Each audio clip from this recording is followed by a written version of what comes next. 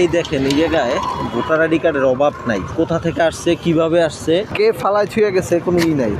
প্রত্যেকটা নাম আছে, এই দেখেন সব প্রায় গাজীপুরের ঠিকানা, সবগুলারই ঠিকানা গাজীপুরের। গত সরকারের আমল এগুলা দিয়ে কি হইছে বা বর্তমান কি হইছে আসলে এগুলা জানা নাই। ফালাইছে যে ফতুল্লা স্টেডিয়ামের এখানে, যেখানে ময়লা ফালানো নিষেধ, সেইখানের ভিতরে এই ময়লাগুলো ফালাই ছুঁয়ে গেছে। আর এরকম সরকারের গুরুত্বপূর্ণ একটা জিনিস, বাংলাদেশের জাতীয় নাগরিক পরিচয়পত্র, এগুলো এই জায়গায় ফালাই ছুঁয়ে গেছে। Walton switch, stylish and elegant.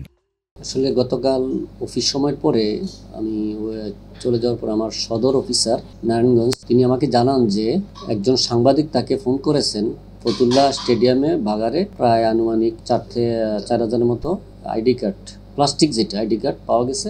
এবং এটা সাংবাদিক বলল যে বেশিরভাগই হচ্ছে এখানে অ্যাড্রেস লেখা আছে সিটি কর্পোরেশন গাজীপুর। তো তার প্রেক্ষিতে আমি আমার ঊর্ধ্বতনের সাথে কথা বলছি, মতামত দিয়েছি। ওই মতামতের ভিত্তিতে আমি আমার অফিসারকে বলছি পুলিশ প্রশাসনের সহযোগিতায় ওই সরেজমিনে যাওয়ার জন্য, গিয়ে ওইখানে কী কী আছে একটু দেখে এটা থানা জিডি করার জন্য।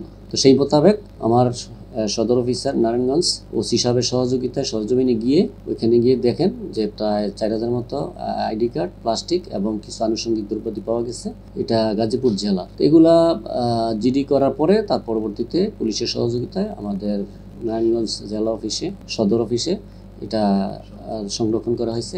এই মালামালগুলির বিষয়ে পরবর্তী পদক্ষেপের বিষয়ে আমি আমার ঊর্ধ্বতনের কাছে আমি চিঠি লিখছি।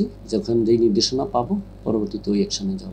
এইটার বিষয়ে আমি কিছুই জানি না, কিভাবে আসলো বা কি, এটা আমার এই বিষয়টা আমার জানা নেই। না, আমরা যেহেতু করি নাই, আমরা যেহেতু এনে পাইছি, এটা ঊর্ধ্বতন কর্তৃপক্ষকে আমার জানানোর দায়িত্ব কর্তব্য মনে করছি। আমি ঊর্ধ্বতন কর্তৃপক্ষকে জানাইছি।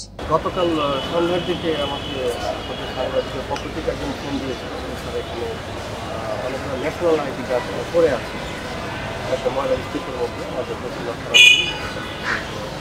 স্টেডিয়ামের পাশে।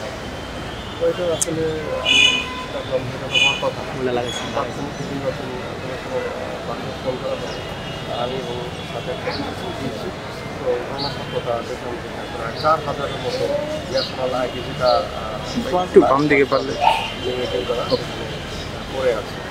ওইটা আমরা নিজেরা হাতে নিয়ে দেখি যে সবই গাজীপুর সিটি কর্পোরেশনের ওখান থেকে অংশ হয়।